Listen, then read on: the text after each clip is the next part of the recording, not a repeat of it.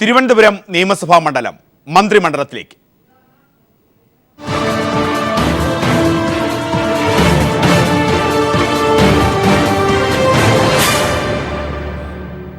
ഭരണസ്ഥിരാ കേന്ദ്രമായ തിരുവനന്തപുരം നിയമസഭാ മണ്ഡലത്തിൽ ഇത്തവണ മുന്നണികൾക്ക് അഭിമാന പോരാട്ടം. LDFനും UDFനും മണ്ഡലത്തിൽ സ്വാധീനം ഏറെ. BJPയും ഇത്തവണ ഒട്ടും പിന്നിലല്ല. നിർണായക ശക്തിയാകും എന്ന് BJP അവകാശപ്പെടുമ്പോൾ മേടച്ചൂടിനെ വെല്ലുന്ന തെരഞ്ഞെടുപ്പ് പ്രചാരണ ചൂടിലാണ് VS ശിവകുമാറും ആന്റണി രാജുവും ശ്രീശാന്തും. സമകാലീന രാഷ്ട്രീയ വിഷയങ്ങൾ ഏറ്റവും കൂടുതൽ പ്രതിഫലിക്കുന്ന മണ്ഡലമാണ് തിരുവനന്തപുരം. രാഷ്ട്രീയ അടിയൊഴുക്കുകളും ഇവിടുത്തുകാർക്ക് അപരിചിതമല്ല. അതുകൊണ്ട് തന്നെ ഭരണസ്ഥിരാ കേന്ദ്രം ഉൾപ്പെടുന്ന മണ്ഡലത്തിൽ ഇത്തവണ മത്സരം തീപാറും. ഭരണസ്ഥിരാ കേന്ദ്രമായ സെക്രട്ടേറിയറ്റും നിയമസഭാ മന്ദിരവും വിമാനത്താവളവും റെയിൽവേ സ്റ്റേഷനും ഉൾപ്പെടുന്നതാണ് തിരുവനന്തപുരം മണ്ഡലം. ഹൃദയമണ്ഡലത്തിൽ കൊടും വേനൽ ചൂടിനെ വെല്ലുന്ന തെരഞ്ഞെടുപ്പ് ചൂടിൽ അമർന്നു കഴിഞ്ഞു മുന്നണികളും സ്ഥാനാർത്ഥികളും.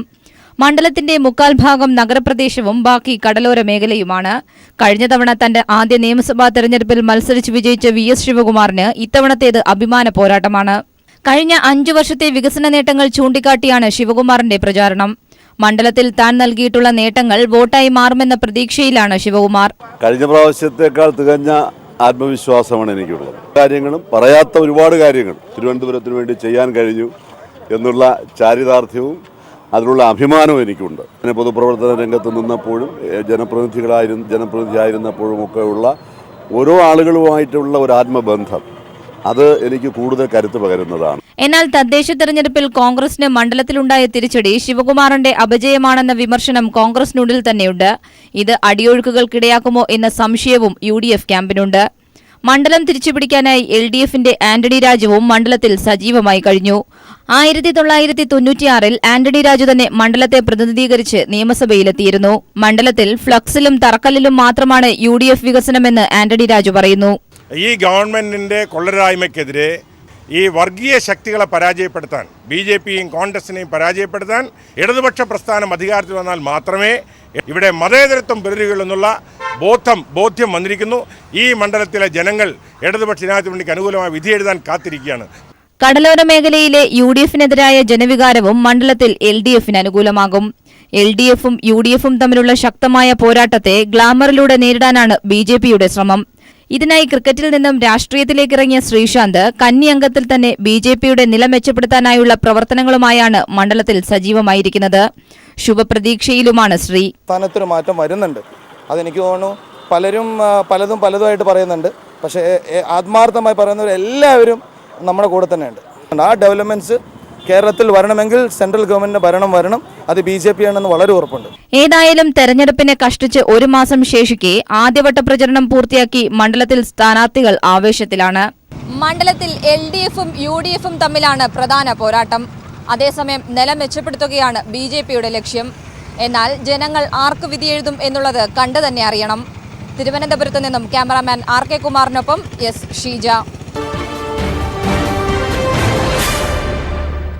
പ്രചാരണ രംഗത്ത് ലീഗ് നിലപാടെന്ത്?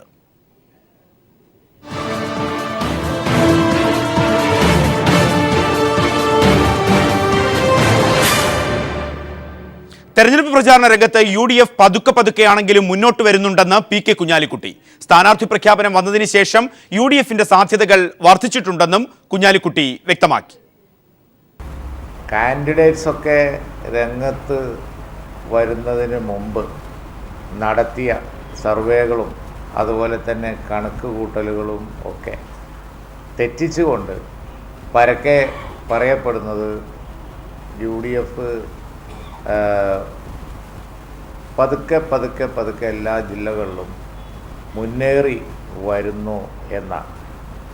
ഇത് ഞങ്ങളുടെ നിരീക്ഷണം എന്നതിലേറെ ഇപ്പോൾ ഇതാണ് സ്ഥിതി എന്ന് ജനങ്ങൾ പരക്കെ പറയുന്നതുകൊണ്ടാണ് ഞാൻ എൻ്റെ പത്രസമ്മേളനത്തിൽ ആ ഒരു നിരീക്ഷണം പറഞ്ഞത്. ബാലുശ്ശേരിയും താനൂറും അടക്കമുള്ള നിയമസഭാ മണ്ഡലങ്ങളിലെ പ്രചാരണ ചൂട് എത്രമാത്രം ശക്തം? കോഴിക്കോട്ടെ ബാലുശ്ശേരി നിയമസഭാ മണ്ഡലം എത്രമാത്രമാണ് സ്ഥാനാർത്ഥികളുടെയും മുന്നണികളുടെയും പ്രതീക്ഷ? പ്രചാരണ ചൂട് എത്രമാത്രം ഉച്ചത്തിൽ? മേഘാമാധവനിലേക്ക്. വികസനങ്ങളുടെ ഒരു നിര തന്നെ ഉയർത്തിക്കാട്ടിയാണ് ബാലുശ്ശേരി നിയോജക മണ്ഡലത്തിലെ LDFന്റെ പ്രചാരണം കൊഴുക്കുന്നത്. കോഴിക്കോട് ജില്ലയിലെ മലയോര മേഖലയായ ബാലുശ്ശേരി കഴിഞ്ഞ ഏറെക്കാലമായി LDFനൊപ്പം നിന്ന മണ്ഡലം കൂടിയാണ്. MLA എന്ന നിലയിൽ ഇവിടുത്തുകാർക്ക് പ്രിയങ്കരനായ പുരുഷൻ കടലുണ്ടിയാണ് മണ്ഡലത്തിലെ LDF സ്ഥാനാർത്ഥി. തന്റെ വികസന നേട്ടങ്ങൾക്കൊപ്പം UDF സർക്കാരിന്റെ ഭരണത്തിൽ ഉണ്ടായ അഴിമതിയും മണ്ഡലത്തോട് സർക്കാർ കാണിച്ച അവഗണനയുമാണ് മുഖ്യ പ്രചാരണ വിഷയമായി LDF മുൻപോട്ട് വയ്ക്കുന്നത്. രാവിലെ 5:30 തന്നെ പ്രചാരണം ആരംഭിക്കും. ബാലുശ്ശേരിയുടെ ചുവരുകളിലും ഫ്ലെക്സ് ബോർഡുകളിലുമായി നിറഞ്ഞു നിൽക്കുകയാണ് പുരുഷൻ കടലുണ്ടി. ആത്മവിശ്വാസത്തിന്റെ ചിരിയോടെയാണ് അദ്ദേഹം ഞങ്ങളോട് സംസാരിച്ചത്. കഴിഞ്ഞ തവണ കിട്ടിയതിലും കൂടുതൽ ഭൂരിപക്ഷത്തോടുകൂടി ഞാൻ വിജയിക്കുമെന്നുള്ളതിന് യാതൊരു തർക്കവുമില്ല. പിന്നെ വിജയിക്കാൻ സാധ്യതയില്ലാത്തവർക്ക് എന്ത് വാഗ്ദാനവും നൽകാം, ആ വാഗ്ദാനം ഒന്നും നിറവേറ്റാൻ കഴിയില്ല. അപ്പോൾ ശാസ്ത്രീയമായ സമീപനത്തോടു കൂടി എടുക്കുന്ന തീരുമാനങ്ങൾക്ക് അത് നിറവേറ്റാൻ കഴിയുമെന്ന വിശ്വാസമാണ്. LDF ഗവൺമെൻറ് കൂടി വന്നാൽ, ഞാനൊരു പ്രതിപക്ഷ MLA എന്നുള്ള നിലയിൽ ഇത്രയും കാര്യങ്ങൾ ചെയ്തിട്ടുണ്ടെങ്കിൽ ഒരു ഭരണകക്ഷിയുടെ MLA എന്ന് പറയുമ്പോൾ ഇതിൽ കൂടുതൽ കാര്യങ്ങൾ ചെയ്യാൻ കഴിയും എന്ന ആത്മവിശ്വാസം എനിക്കുണ്ട്. കഴിഞ്ഞ തവണത്തെ കുന്നമംഗലം ലീഗ് സ്ഥാനാർത്ഥിയും മുൻ MLAയുമായ UC രാമനാണ് മണ്ഡലത്തിലെ UDF സ്ഥാനാർത്ഥി. ബാലുശ്ശേരി ലീഗിനും കുന്നമംഗലം കോൺഗ്രസിനും വിട്ടുനൽകാനുള്ള ധാരണയുടെ അടിസ്ഥാനത്തിലാണ് UC രാമൻ മണ്ഡലത്തിലെ ലീഗ് സ്ഥാനാർത്ഥിയായി എത്തുന്നത്. അതുകൊണ്ടുതന്നെ ഏതു വിധേനയും മണ്ഡലം പിടിച്ചെടുക്കുമെന്ന ആത്മവിശ്വാസത്തിലാണ് മണ്ഡലത്തിൽ ലീഗ്. സ്ഥാനാർത്ഥി നിർണയത്തിലെ അസ്വാരസ്യങ്ങൾ മറന്ന് ഊർജിതമായ പ്രചാരണ പ്രവർത്തനത്തിൽ തന്നെയാണ് മണ്ഡലത്തിൽ UDF. സംവരണ മണ്ഡലം ആയതുകൊണ്ടുതന്നെ മത്സരിക്കുന്ന ചിഹ്നം ഉയർത്തിക്കാണിക്കാൻ ലീഗിന് സാധിക്കുന്നില്ല. ഫ്ലെക്സ് ബോർഡുകളിലും മറ്റുമായി ചിഹ്നം പതിപ്പിക്കാതെ ഒഴിച്ചിട്ടിരിക്കുന്നത് പ്രചാരണ രംഗത്ത് ലീഗിന് തിരിച്ചടിയും ഉണ്ടാക്കുന്നു. 3.5 പതിറ്റാണ്ട് കാലത്തെ ഇടതു തേരോട്ടം തുടരാമെന്ന പ്രതീക്ഷയിൽ LDF പ്രചാരണം കൊഴുക്കുമ്പോൾ കോൺഗ്രസിൽ നിന്നും മണ്ഡലം ഏറ്റെടുത്ത ലീഗ് വിജയത്തിൽ കുറഞ്ഞത് ഒന്നും തന്നെ പ്രതീക്ഷിക്കുന്നുമില്ല. ക്യാമറാമാൻ RK ഫിറോഷിനൊപ്പം മേഘമാധവൻ, കോഴിക്കോട്.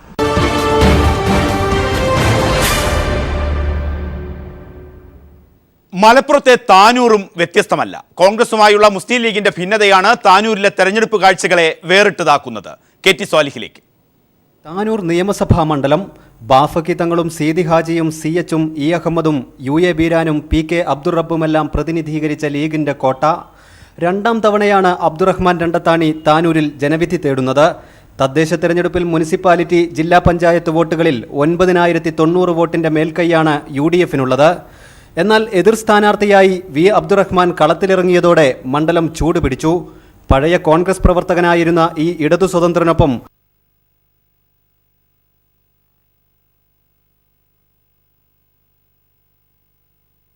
തർക്കങ്ങൾക്കൊടുവിൽ കോൺഗ്രസ് സ്ഥാനാർത്ഥിയെ നിശ്ചയിച്ചു. അവിടെ കാഞ്ഞങ്ങാട് പ്രചാരണ രംഗത്ത് എങ്ങനെ? കാസർകോട്ടെ കാഞ്ഞങ്ങാട് നിയമസഭാ മണ്ഡലം തർക്കങ്ങൾക്കൊടുവിൽ കോൺഗ്രസ് സ്ഥാനാർത്ഥിയെ നിശ്ചയിച്ച മണ്ഡലം. 1987 ശേഷം LDF മാത്രം വിജയിച്ചു വരുന്ന മണ്ഡലവും. പ്രചാരണ വിശേഷങ്ങളുമായി സണ്ണി ജോസഫ്. സോഷ്യലിസ്റ്റുകാരെയും കമ്മ്യൂണിസ്റ്റുകാരെയും വിജയിപ്പിച്ച ചരിത്രമാണ് കാഞ്ഞങ്ങാടിനുള്ളത്. എന്നാൽ 1987 N മനോഹരൻ മാസ്റ്ററിലൂടെ 100-ൽ താഴെ വോട്ടുകളുടെ ഭൂരിപക്ഷത്തിന് കോൺഗ്രസ് ഈ മണ്ഡലത്തിൽ വിജയിച്ചു. എന്നാൽ പിന്നീട് ഇങ്ങോട്ട് LDFൽ CPI സ്ഥാനാർത്ഥികൾ തുടർച്ചയായി വിജയിച്ചു വരുന്ന മണ്ഡലമാണ് കാഞ്ഞങ്ങാട്. സിറ്റിംഗ് MLAയും CPI സംസ്ഥാന സെക്രട്ടേറിയറ്റ് അംഗവുമായ E ചന്ദ്രശേഖരനാണ് വീണ്ടും ഇവിടെ LDF സ്ഥാനാർത്ഥി. പ്രതിപക്ഷ MLAയുടെ പരിമിതികൾക്കുള്ളിൽ നിന്ന് മണ്ഡലത്തിൽ നടത്തിയ വികസന പ്രവർത്തനങ്ങൾ ചൂണ്ടിക്കാട്ടിയാണ് വീണ്ടും ജനങ്ങളെ സമീപിക്കുന്നതെന്ന് LDF സ്ഥാനാർത്ഥി E ചന്ദ്രശേഖരൻ പറഞ്ഞു. കഴിഞ്ഞ 5 വർഷക്കാലം നടത്തിയിട്ടുള്ള പ്രവർത്തനങ്ങളുടെ ഫലമായി ജനങ്ങളുടെ വലിയ സ്വീകാര്യതയാണ് എനിക്ക് അനുഭവപ്പെടുന്നത്.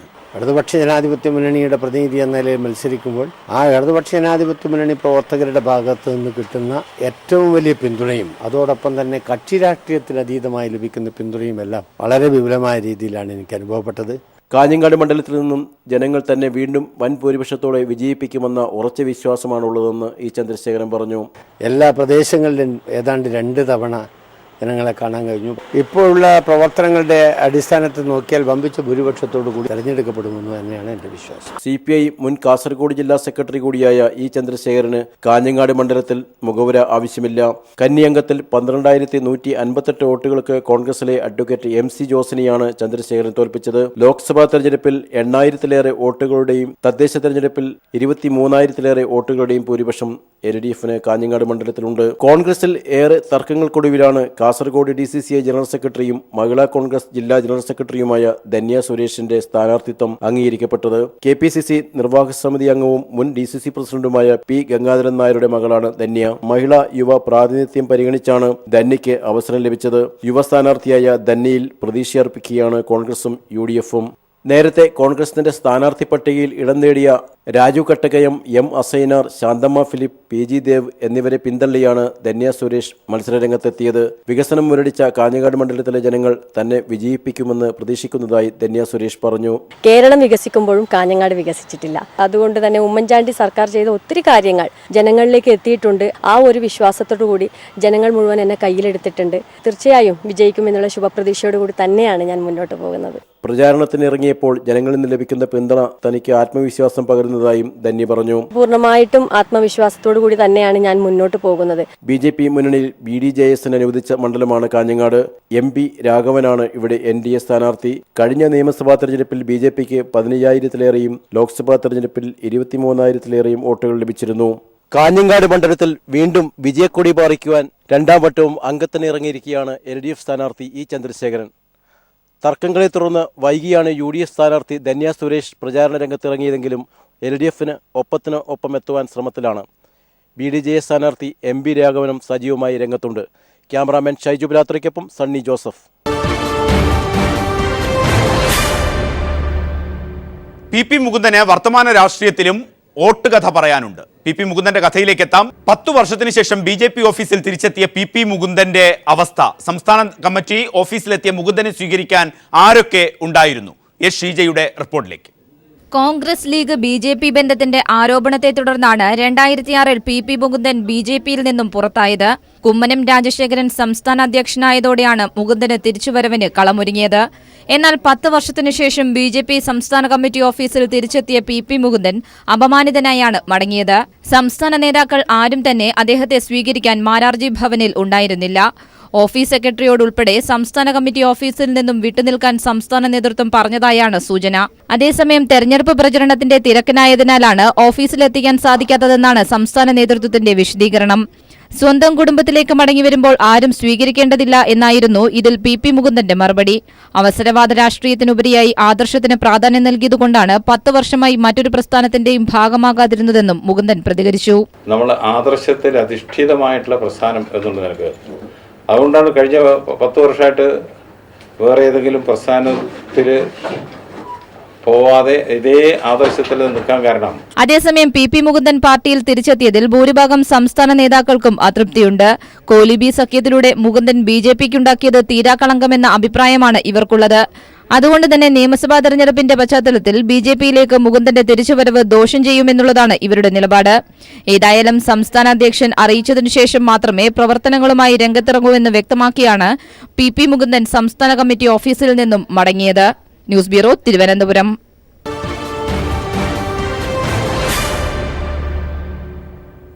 PP മുകുന്ദന്റെ തെരഞ്ഞെടുപ്പ് കഥ ഇത്തരത്തിലാകുമ്പോൾ കോട്ടയത്തിനും ഒരു കഥയുണ്ട്. ആ കോട്ടയത്തിന്റെ ചരിത്ര കഥകൾ പരിശോധിച്ചാൽ എപ്പോഴും ഭരണപക്ഷത്തോട് കൂറു പുലർത്തുന്ന മണ്ഡലമാണ് കോട്ടയം. കേരളം ആര് ഭരിക്കുന്നുവോ അവരുടെ പ്രതിനിധിയായിരിക്കും കോട്ടയത്തിന്റെ പ്രതിനിധി. ചരിത്രകഥയിൽ കോട്ടയം ഓരോ തെരഞ്ഞെടുപ്പിലും ഈ കഥയെ ആവർത്തിക്കുമ്പോൾ വരുന്ന തെരഞ്ഞെടുപ്പിലും കോട്ടയത്തിന്റെ കഥ അതുതന്നെയാകുമോ? TP പ്രശാന്തിന്റെ റിപ്പോർട്ടോടുകൂടി ഈ പ്രത്യേക തെരഞ്ഞെടുപ്പ് പരിപാടി ഇന്നിവിടെ അവസാനിക്കുന്നു. നാളത്തെ വിശേഷങ്ങളുമായി വീണ്ടും ഇതേ സമയം. നാളത്തെ പ്രത്യേകത LDFന്റെ പ്രകടന പത്രിക, അതോടൊപ്പം മറ്റന്നാൾ UDFന്റെ പ്രകടന പത്രികയും. തെരഞ്ഞെടുപ്പ് രംഗം മറ്റൊരു ഘട്ടത്തിലേക്ക് കടക്കുകയും ചെയ്യും. TP പ്രശാന്തിലേക്ക്. LDF സർക്കാരിന്റെ കാലത്ത് കോട്ടയത്തിന്റെ ജനപ്രതിനിധിയായിരുന്ന VN വാസവനെതിരെ 700-ൽ പരം വോട്ടിന് കഷ്ടിച്ച് കടന്നുകൂടിയാണ് തിരുവഞ്ചൂർ രാധാകൃഷ്ണൻ നിയമസഭയിലെത്തിയത്. എന്നാൽ ഇക്കുറി മണ്ഡലം തിരിച്ചുപിടിക്കാൻ LDF നിയോഗിച്ചിരിക്കുന്നത് CPIM ജില്ലാ കമ്മിറ്റി അംഗമായ അഡ്വക്കേറ്റ് റജി സഖറിയയാണ്. കോട്ടയം ജില്ലാ പഞ്ചായത്ത് അംഗം, പാമ്പാടി ഗ്രാമപഞ്ചായത്ത് പ്രതിപക്ഷ നേതാവ് എന്നീ നിലകളിൽ പ്രവർത്തിച്ചിട്ടുള്ള റജി സഖറിയ പുതുപ്പള്ളി മണ്ഡലത്തിൽ ഉമ്മൻചാണ്ടിക്കെതിരെ മത്സരിച്ചിരുന്നു. അന്ന് ഉമ്മൻചാണ്ടിയുടെ ഭൂരിപക്ഷം കുത്തനെ കുറയുന്നതിനും പുതുപ്പള്ളിക്കാർ സാക്ഷിയായി. 3 പതിറ്റാണ്ടായി കോട്ടയത്തെ വിദ്യാർത്ഥി യുവജന രംഗത്ത് നിറസാന്നിധ്യമായ റജി സഖറിയ കഴിയാവുന്നിടത്തോളം ആളുകളെ നേരിൽ കാണാനുള്ള പ്രവർത്തനങ്ങളാണ് നടത്തുന്നത്. നിലവിലെ രാഷ്ട്രീയ സാഹചര്യങ്ങളിൽ വിജയപ്രതീക്ഷയാണുള്ളതെന്ന് റജി സഖറിയ പറഞ്ഞു. എന്നെ തിരഞ്ഞെടുക്കുന്ന പക്ഷം വലിയ വികസന സംരംഭങ്ങളെ പറ്റിയുള്ള നിലപാടുകൾ എനിക്കുണ്ട്. IT പാർക്കുകൾ, തൊഴിലധിഷ്ഠിതമായ വികസനം, അതുപോലെ കുടിവെള്ളമടക്കമുള്ള അടിസ്ഥാന പ്രശ്നങ്ങളുടെ മേലുള്ള വികസനം നമ്മൾ മുമ്പിൽ ഉണ്ടായിരിക്കും. സംസ്ഥാന മന്ത്രിസഭയിൽ ആഭ്യന്തരം, റവന്യൂ, ഗതാഗതം, കായികം, വനം വകുപ്പുകൾ കൈകാര്യം ചെയ്ത തിരുവഞ്ചൂർ രാധാകൃഷ്ണൻ വികസനത്തിനായാണ് വോട്ടഭ്യർത്ഥിക്കുന്നത്. എന്നാൽ മന്ത്രിയായിരുന്നപ്പോൾ തിരുവഞ്ചൂരിനെതിരെ ഉയർന്ന വിവാദങ്ങളും തെരഞ്ഞെടുപ്പിൽ സജീവ ചർച്ചയാണ്. സോളാർ വിവാദം, പാറ്റൂർ ഭൂമി ഇടപാട്, ശാലു മേനോനുമായുള്ള ബന്ധവും ഗൃഹസന്ദർശനവും, ദേശീയ ഗെയിംസ് അഴിമതി ആരോപണങ്ങൾ, ഗുജറാത്തിലെ ബിസിനസ്സുകാരൻ അഭിലാഷ് മുരളീധരനുമായുള്ള മന്ത്രിപുത്രനുള്ള ബന്ധവും തുടങ്ങി നിരവധി ആരോപണങ്ങളുടെ പുകമറയത്തുനിന്നാണ് മന്ത്രി തിരുവഞ്ചൂർ രാധാകൃഷ്ണൻ കോട്ടയത്ത് വീണ്ടും ജനവിധി തേടുന്നത്. കഴിഞ്ഞ 5 വർഷം ചെയ്ത പ്രവർത്തനത്തെക്കുറിച്ച് തികഞ്ഞ ശുഭാപ്തി വിശ്വാസമാണുള്ളത്. ആ ശുഭാപ്തി വിശ്വാസം എന്നിലുണ്ടാകാനുള്ള പ്രധാനപ്പെട്ട കാരണം ജനങ്ങളുടെ റിയാക്ഷനാണ്. വളരെ പോസിറ്റീവായിട്ടുള്ള റിയാക്ഷനാണ് എനിക്ക് ലഭിച്ചുകൊണ്ടിരിക്കുന്നത്. അതിനുള്ള കാരണം അതിദീർഘകാലമായി പ്രതീക്ഷയോടുകൂടി കാത്തുനിന്ന വികസന പ്രവർത്തനങ്ങൾക്ക് ഈ കാലഘട്ടത്തിൽ പരിഹാരം കാണാൻ പറ്റി എന്നുള്ളതാണ്. BMSന്റെ ദേശീയ നേതാവ് അഡ്വക്കേറ്റ് MS കരുണാകരനാണ് മണ്ഡലത്തിലെ BJP സ്ഥാനാർത്ഥി. മണ്ഡലത്തിലുടനീളമുള്ള വ്യക്തിബന്ധങ്ങളിലാണ് കരുണാകരന്റെ പ്രതീക്ഷ. കേന്ദ്ര സർക്കാരിന്റെ ഭരണനേട്ടമാണ് പ്രചരണായുധം. മോഡി സർക്കാരിൻ്റെ ജനോപകാരപ്രദമായ പ്രവർത്തനങ്ങൾ കൂടി കേരളത്തിലും മാറ്റമുണ്ടാകും എന്നുള്ള കാര്യത്തിൽ യാതൊരു സംശയവുമില്ല. കോട്ടയം മുനിസിപ്പാലിറ്റി പൂർണ്ണമായും പനിച്ചിക്കാട്, വിജയപുരം പഞ്ചായത്തുകളും ഉൾപ്പെടുന്ന കോട്ടയം മണ്ഡലത്തിൽ 1,61,90 വോട്ടർമാരാണുള്ളത്. ഇതിൽ 83,042 വോട്ടർമാർ സ്ത്രീകളാണ്. പുരുഷ വോട്ടർമാരുടെ എണ്ണം 70,848 നിസാര വോട്ടിന് കൈവിട്ട മണ്ഡലം തിരികെ പിടിക്കാൻ LDF യുവജന പോരാളി അഡ്വക്കേറ്റ് റജി സക്കറിയെ രംഗത്തിറക്കുമ്പോൾ മണ്ഡലം നിലനിർത്താനുള്ള പരിശ്രമത്തിലാണ് സിറ്റിംഗ് MLAയും UDF സ്ഥാനാർത്ഥിയുമായ തിരുവഞ്ചൂർ രാധാകൃഷ്ണൻ. BJP സ്ഥാനാർത്ഥിയും പ്രചരണ രംഗത്ത് സജീവമായതോടെ കോട്ടയത്തെ പോരാട്ടം തീപാറുമെന്ന് ഉറപ്പായി കഴിഞ്ഞിരിക്കുന്നു.